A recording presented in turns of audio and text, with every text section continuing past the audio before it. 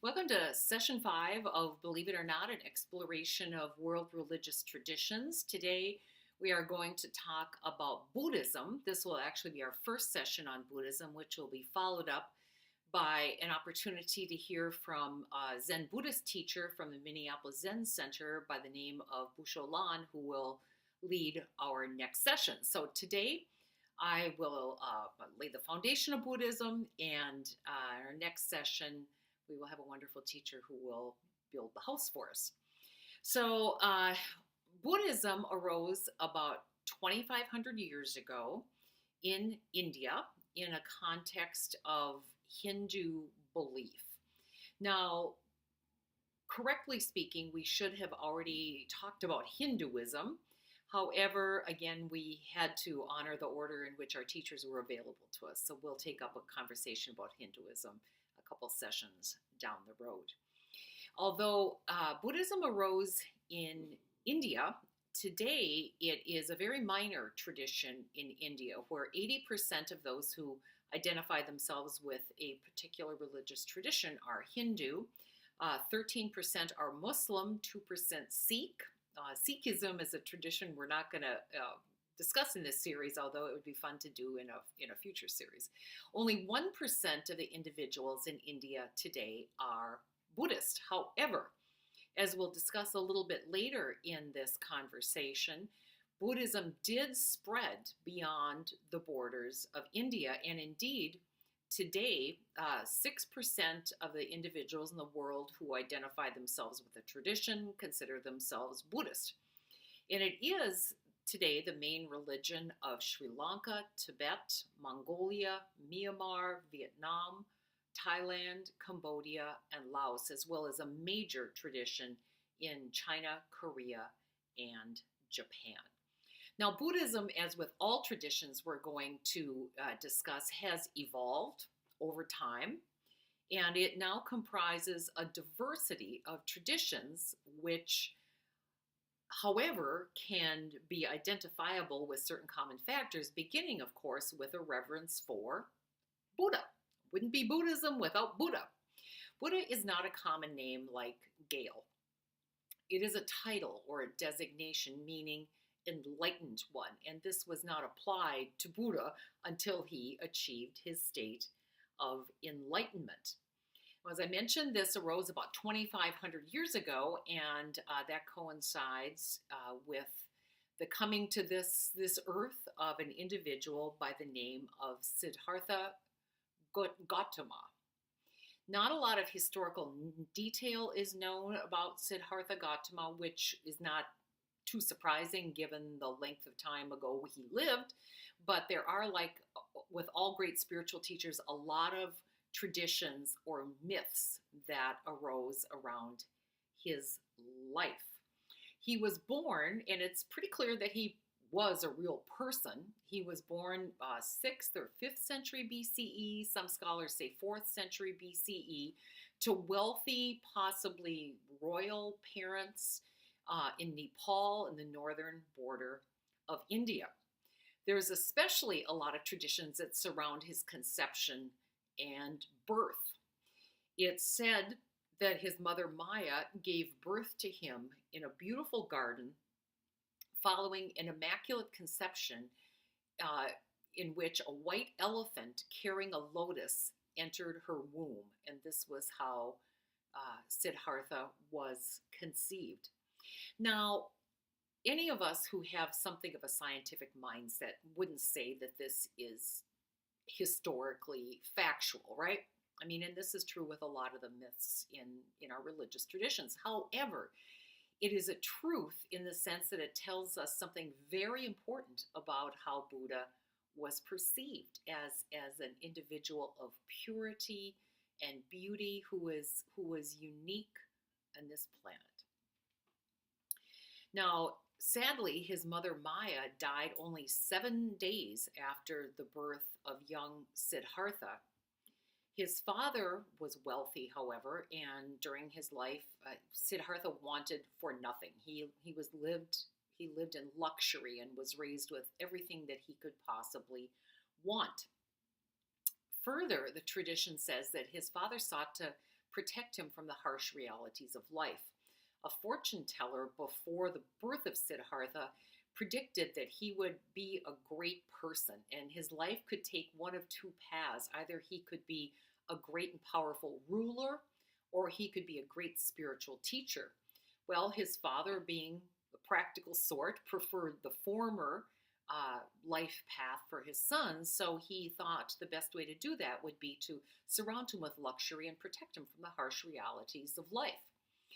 Eventually, Siddhartha grew up and married a neighboring princess, and together they had one child, a son named Rahula. Eventually, Siddhartha did leave the palace and go on a journey, and during this journey, he saw what has become known as the four sights, the four experiences to which he had not previously been exposed. The first was an aged and bent man. He had not previously seen someone suffering from great old age, or suffering, yeah, I guess it's a suffering of great old age. The second he saw was a sick and dying person. He had not seen anyone who was deeply ill and near death. The third sight that he saw was a dead body, another thing that he had not previously been exposed to. The fourth was a monk who had rejected the materialistic path of life and was pursuing a spiritual path in this existence. Now, this changed him, and eventually it took him away from the life of material pleasures to which he had previously been devoted.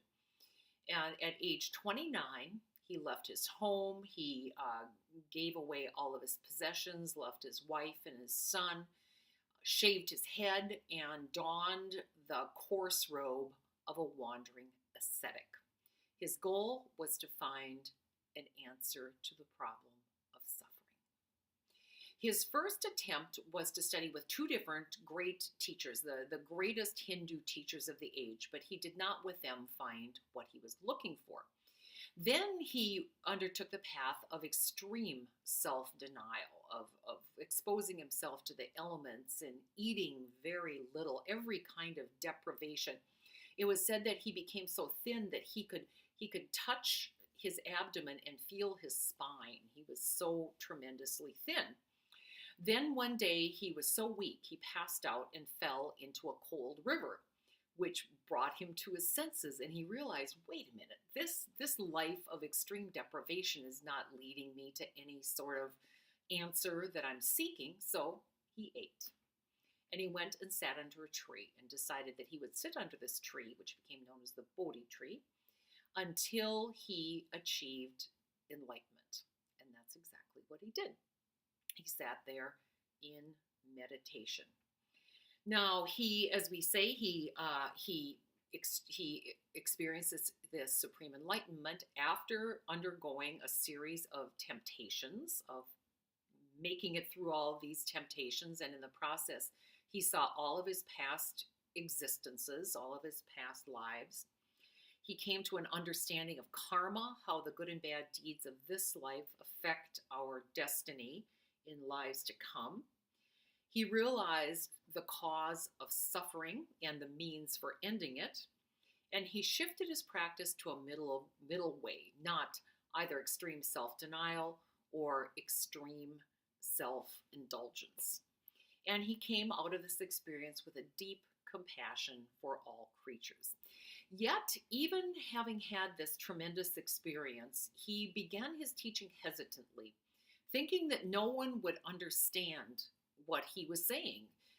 And this is true with a lot of teachers, a lot of people who have mystical or visionary experiences. It's really difficult to put into words and share with others. But eventually he was persuaded by those with whom he had shared his experiences to begin teaching.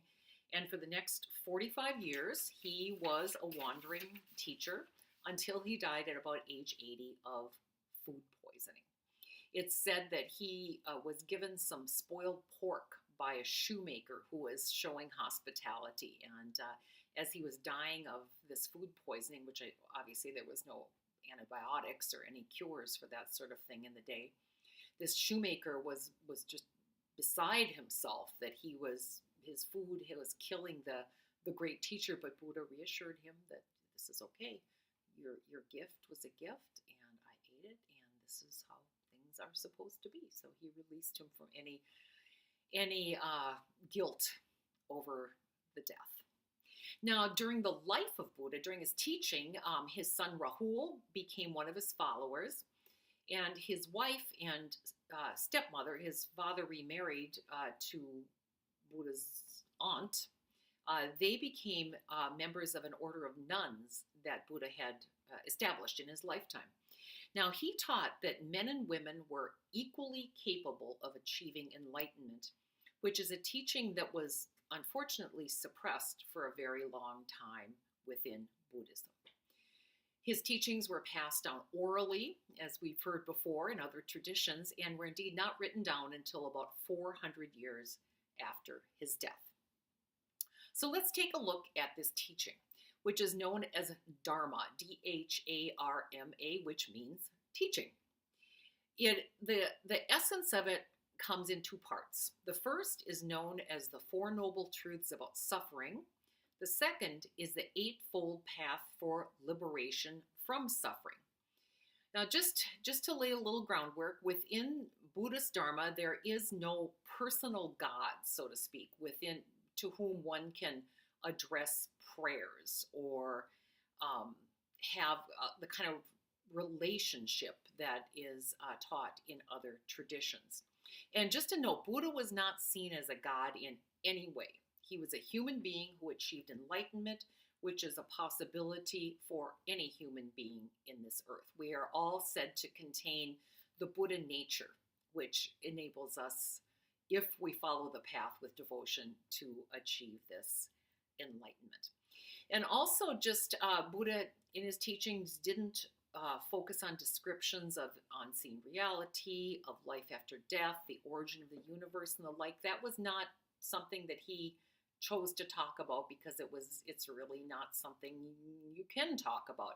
His focus was on this life, on the meaning of suffering, and the way to free oneself from suffering.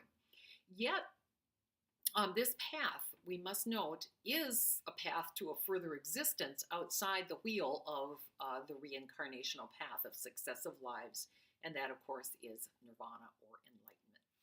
Now, let's begin by looking at the Four Noble Truths. Number one, life inevitably involves suffering and frustration. True? Is there anyone watching this who has not experienced suffering or frustration? I don't think so. I certainly have experienced those and continue to. That's part of what life is. Number two, Buddha stated that suffering originates in our desires. That's something to contemplate, isn't it?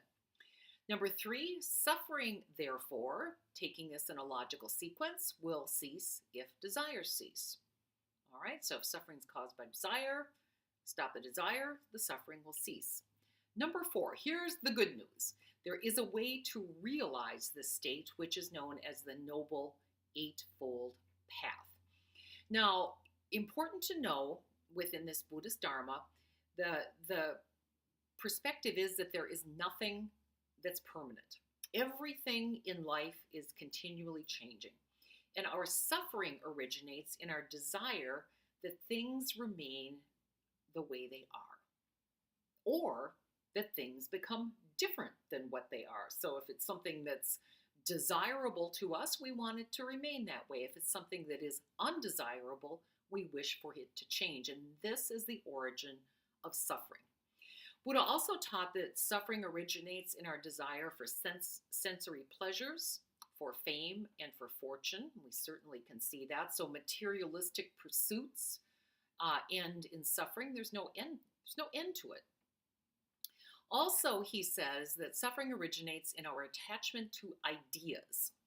Now, to find the truth of this, all one has to do is look at the newspaper and see the amount of suffering that's caused by fanatic attachment to a particular idea or set of ideas, to a dogma that justifies all kinds of cruelty and suffering, not only to oneself, but certainly to others. That we seek to grasp, we seek to hold on to things, but nothing in this life is permanent or real. It's an illusion. What's real is not of this world. Buddhism teaches, and this is a harder teaching. It teaches that there is not even any permanence to ourselves. Nothing about us, not only our bodies, but there's no immortal soul in a sense that travels with us. All that we take with us is maybe like an imprint of the deeds of this life. So realizing this, that nothing is permanent, the way to reduce our suffering is to reduce our desires. There's a quote by a teacher by the name of Ajahn Sumedho that I like. He said, "When you open your mind to the truth, there is nothing to fear. What arises passes away, and what is born dies." Now, as I probably mentioned before, I spent quite a few years doing spiritual counseling with hospice patients and their families. And I certainly saw that a lack of acceptance of the reality of death caused a great deal of suffering for these individuals. And a lot of my work revolved around helping people come to a place of acceptance that this life is not permanent, that we're all going to die. And that's a part of the reality, and we could even say of the plan. All right, so let's take a look at the Eightfold Path. How can we do this thing which looks so very difficult? Begins with number one, right understanding. And that is comprehending reality correctly through the Four Noble Truths. So it points us immediately back to the Four Noble Truths, which we need to comprehend as we begin our journey down this Eightfold Path.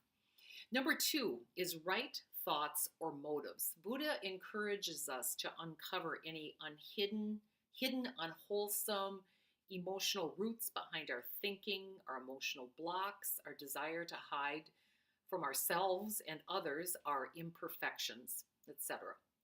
The goal is to become free of the limitation of self-centeredness, to become relaxed, open, and clear. Doesn't that sound lovely? Number three is right speech. We are counseled to avoid gossip, divisive speech, harsh words, and lying. Buddha was especially hard on what we might call the covert forms of bad speech. Things like subtly belittling someone else, accidental tactlessness. Oh, I didn't really mean that. Or barbed wit are really seen as particularly harmful. And I think we've all felt this. We've all had experience with people who will be very, smiling and say what on the surface seems like nice things, but underneath we can feel these little knives poking at us. We're also taught to speak positively to ourselves. I really like this. Suggestion is to, in the morning when you look in the mirror, say to yourself, "May you be well and happy today." Speak kindly to yourself as you speak kindly to others. What a beautiful thought. We're hard on ourselves, aren't we? And so I think the kindness that we can show ourselves will be reflected in the kindness that we can do for others. Number four is right conduct or action. And this involves avoidance of harm or destruction to any life form, including animal life. Devout Buddhists are vegetarians. This also counsels against stealing, sexual misconduct, lying, and use of intoxicants. We are to base our actions on clarity of understanding. Evil deeds, said Buddha, are done from motives of partiality, enmity, stupidity, and fear. Right conduct. Number five, and this follows on number four, right livelihood. We are to make sure that our way of making a living doesn't cause harm or prevent you from following the path. And you can kind of think about, well, what types of a livelihood would be not conducive to this Eightfold Path? Number six, right effort. We are to be continually striving to cut off unwholesome states. This is not a way for the lazy. This takes continual and consistent effort. We must have a strong will if we want to create a wholesome state of mind. Number 7 is right mindfulness. We are to be aware in the moment. We are to live in the present moment with full and conscious awareness.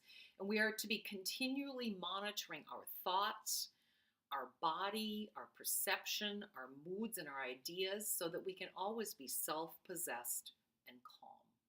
Be aware of how you're reacting. I do a lot of one-on-one counseling, spiritual counseling with people, and this is certainly something I always counsel people, is to become more aware of their thoughts and their reactions and those responses that are kind of automatic coping mechanisms or responses that can really lead us into some not good places. Number 8 is right concentration, which is meditation. Now, if you think about Buddhism, certainly one of the hallmarks is meditative practice, and this comes on number 8 on the rightful path of right mindfulness. And really what meditation is discipline of the mind, discipline and quieting of the mind. That is the goal of meditation. Now, there's many side benefits of health, et cetera, but it's really all about quieting the mind, and it's not a particularly it's not tricky. You don't have to have any fancy practice to meditate. It's really just sitting quietly and finding some ways that work for you in terms of quieting your mind. Maybe I'll do a video on that sometime too. So that's an eightfold path. Now, just a couple of other notes about Buddhist teachings. We mentioned before karma, the wheel of birth and death. A little bit different from Hindu teaching, although it clearly derives from the Hindu teaching. We'll talk more about that. But there's a cause and effect basis that what we do, the choices that we make in this life for good or ill, have an effect the next time around. It sets something into motion. And another teaching, which is interesting, it said that our good and bad actions create our personality moment by moment. So even as we are living in this life, our choices create who we are. That's really a great point to contemplate, isn't it? I like that a lot. It's something that I'm going to spend time thinking about. We mentioned that the goal of the karmic process, or the goal of the Eightfold Path, is nirvana. That's kind of the end outcome, this supreme enlightenment about which nothing can be said except the negative, that is a state that is unborn, undying, unsorrowing, in the uttermost peace of no thingness, can be found in this life. Interesting. So basically it's losing individuality, that illusion that we are separate beings and have. Anyway, I love Buddhism. I've learned so much from Buddhism. Now, after the death of Buddha, it didn't take too long before his followers were debating the meaning of his teachings. Within a year, a council was called. Oh dear, don't we see this happening again and again? Whenever you hear a council was called, that's not good news. The council failed. They were trying to reconcile the differences, I guess, between the interpretations. Soon there were 4 major factions within Buddhism. Within 10 years, there were 16. In 390, a second council was called, where a conservative minority labeled the more liberal majority as heretics. So it ended up with basically 2 major camps, a smaller conservative kind of feeling like they're sticking to the true teachings of Buddha, and a more liberal branch that was willing to adapt more to changing conditions. It's a pattern that we see replayed over and over and over again in traditions. Now, we mentioned that Buddhism is not a major tradition in India, and that really was due to incursions by Muslims and white Huns, which kind of pushed out Buddhism. But fortunately, it had expanded to other countries. There was a king who lived in like 272 to 236 BCE. His name was Ashoka, and he was a very warlike king, was a great conqueror, who had a crisis of conscience, and he began to study Buddhism and was really quite taken by this, and stopped his warlike activities. He stopped hunting. It said that he reduced the daily meat quota at his palace to 2 peacocks and 1 antelope per day. I don't know what it was before. That sounds pretty interesting. He sent out 14 edicts to all parts of his kingdom, saying that from now on people would live by Buddhist precepts, that they were not to injure any living things, that they were to be obedient to their parents, and he banned any animal sacrifice. So there was what we might say missionary efforts that brought the Buddhist teachings further into Asia, and every country where it landed and took root, this practice of Buddhism took on a distinctive flavor. We certainly can see this with Tibetan Buddhism, with the wonderful Dalai Lama. We can see this in Japan, the Japanese version, which today we know as Zen Buddhism. They all have their own flavor as they syncretized with the culture and pre-existing religious traditions of the place in which they landed. Now, just a word about Buddhism in the West. We certainly have seen an expansion of Buddhism into Western Europe and into the U.S. We've seen a rise of women as teachers within Buddhism, and we've seen the blending of Buddhism into other religious traditions. And for example, there's a category of individuals who designate themselves as Jubus, Jews who also study Buddhism. And really, I find that Buddhism lends itself to really coming into any other particular religious tradition. I think there's something that we can learn and bring into whatever our practice of spirituality and religion is. Well, thank you for listening. That was a brief foundation into Buddhism. There's a lot of good books out there if you want to learn more. And next session, we will have the privilege of hearing from a Buddhist teacher. Thank you.